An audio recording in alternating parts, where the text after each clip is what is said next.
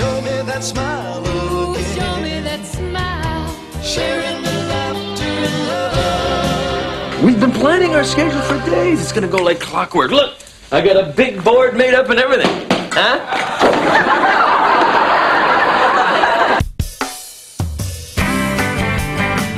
Alan's warmth and humor have been staples on American and Canadian television for some 25 years, beginning with The Alan Thicke Show, still the highest-rated daytime show in Canadian history, through the ill-fated Carson-challenging Thick of the Night.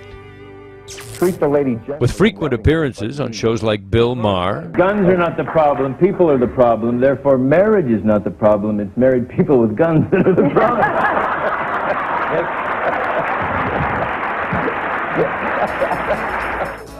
From Larry King to Howard Stern to Rosie O'Donnell to Bob Costas.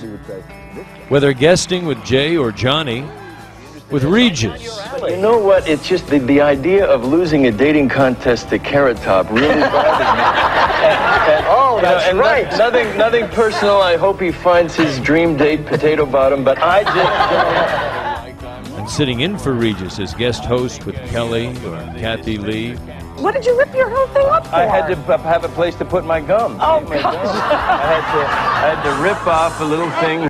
That's my voice, incidentally, doing the narration, bragging about myself. That's because I know this stuff best, and frankly, it's cost efficient if I do it. And the principles I talk about include confidence in communication. Do your homework, know your mission. That gets you pumped up. Be direct, get it done. I've been called America's dad. I'm proud of that. It comes from 7 years as the father on Growing Pains, which has never been off the air, rerunning every day somewhere in this country. And I wrote the book, How Men Have Babies, A Pregnant Father's Survival Guide, and the soon-to-be-released How to Raise Kids Who Won't Hate You. So, taken together, that's created a positive image that's allowed me to be a reliable and trusted speaker and spokesperson for big business. I call myself a motivational humanitarian. I think it's more of a challenge to motivate volunteerism than it is corporate people because there's no money involved. I think that if you get in the habit of doing good deeds, you become a better person and good people succeed. And of course, if you do good deeds for nothing, then you're well practiced when it comes time to do things for yourself, for the advancement of your own agenda, whatever that may be. I started in the business as a writer for Richard Pryor and then Bill Cosby, Glenn Campbell, Flip Wilson, Olivia Newton-John. So I like to dish with audiences behind-the-scenes stories about everyone from Leonardo DiCaprio to Jim Carrey. I'm Alan Thicke. I'm talking to my good friend Jim Carrey, and I'd just like to ask you, Jim, is there anything that turns you on as much as my voice does? Last weekend, E.T. got the exclusive invite to witness the seaside ceremony of Growing Pains' dad, Alan Thicke. And when the tabloids dish about us, as they did at my recent wedding, well, that's just more anecdotal material. Rich or poor, I had to think about that one. I've hosted TV specials as diverse as the Emmys, the Miss Universe pageant, sports awards. I've keynoted about the environment to sympathetic celebrities. The Kennedys are good at everything. Kennedys would probably be good Republicans if they really set their mind to it, if they wanted to be. I'm often requested to present on the subject of health care. We're thrilled that he was able to come to San Antonio and be our featured speaker today. He is best known for his role as Jason Seaver, beloved psychiatrist and father on the TV hit series Growing Pains. It is my pleasure and honor to welcome our guest speaker, Alan Thicke. Thank you very much. Wait a minute, I should make clear, I'm not a doctor, but I played one on TV. In real life, I attended medical school for about an hour, but I was a fainter. I wimped out. My worst fainting episode I saved for the birth of my son, my first son. I have 2 children from a previous litigation, and when he was born, you know, we had done the natural childbirth method. We had, it was a little shaky for me, but I studied, I tried, I did it. And the moment came, the big moment came, and they announced that the natural childbirth was having some complications, and I did What came naturally, I fainted. Dead away like this. It was not a big surprise to my wife. I had also fainted during conception, so I clearly...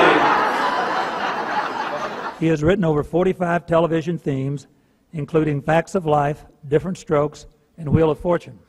Lipitor, Zoloft, I'm younger than spring. Viagra's now my new favorite thing. I really like interaction with the crowd. I'm a game buff. I hosted the show Pictionary. I wrote the theme song to Wheel of Fortune. I was the one who brought Alex Trebek to this country. Thank you very much. So I like to sometimes quiz the people about their own company or organization, see how much they know, and if they do, I'll give out a goofy prize once in a while. How many patient visits at CTRC? 120,000. Apparently she has the brochure back there. Some of the questions are tougher. Why'd those kamikaze pilots bother wearing helmets? In which direction does a Jewish dyslexic read? I'm a meat person. Meat people like to savor food.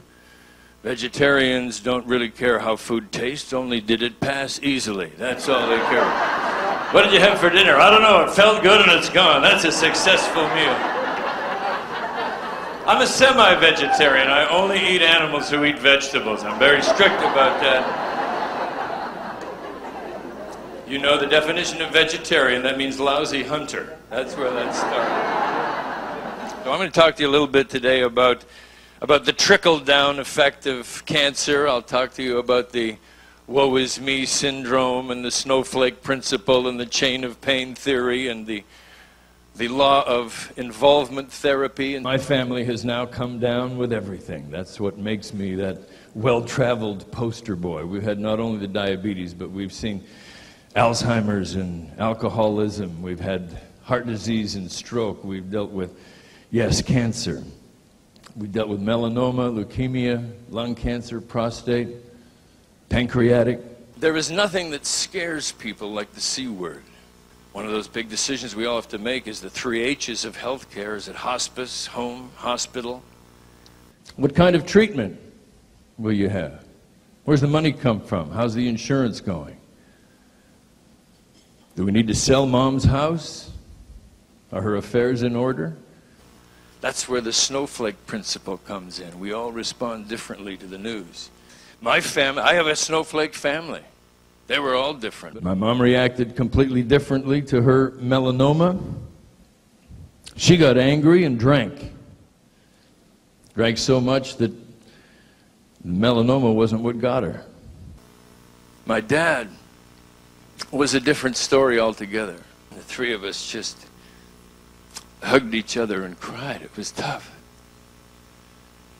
And I've regretted ever since that I didn't let him go out the way he wanted to.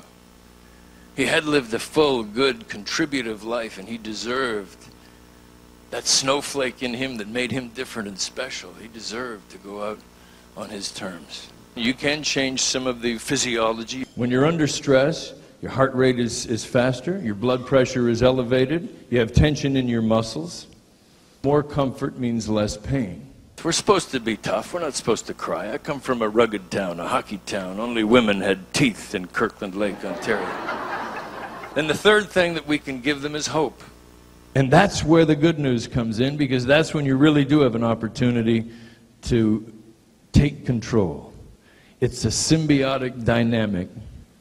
All feelings will flow back and forth between you and the people around you, and you are in control. You set the tone.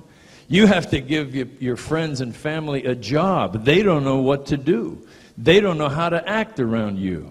This is the most intensely interactive period of your life. Because suddenly relatives who haven't spoken to each other since that horrible Thanksgiving years ago are all getting together now and talking behind your back. All figuring out how to take care of you. We must let the patient set the tone. What do they want today? When you walk into the room, do they want to laugh today? Do they want to cry? Do they want new adventures? Do they want to see old friends? Do they want to be left alone? Do they want music? Do they want to do a little gardening? Is it meditation? That diabetic son I told you about, he was 4 years old. And I had to literally at one point finally hold him down, pin him down, and I had to give him a shot. And he saw that I was also crying at the time. And from that moment on, when he saw me, he stopped crying, and he saw that we would be partners for life in fighting that disease. I don't want to be cremated. I want to be a nuisance to the end. I want to take up space in the ground. And before I get there, I want to be in an oversized casket. I hope I'm fat then. I want to be in a hearse. I want to be on a freeway in Los Angeles. I want a rear end collision. I want the back to pop open. I want that casket to trot out in the middle of the freeway. I want to see helicopters overhead saying there's a disturbance. You got to drive around them. And everybody who's pissed me off should have to drive around my butt for the next 20 minutes. That's the way I want to go.